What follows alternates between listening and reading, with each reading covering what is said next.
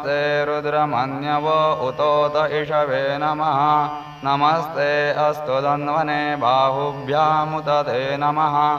यात ईश शिवतमा शिवं बभूवते धनुः।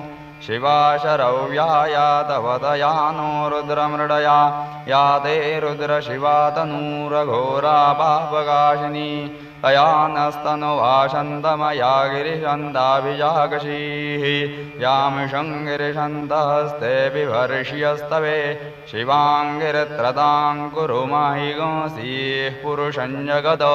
शिवेन वचसा त्वा गिरिशाच्छावदामसि। यथा न सर्वमिज्जगदयक्ष्मगसुमना असद।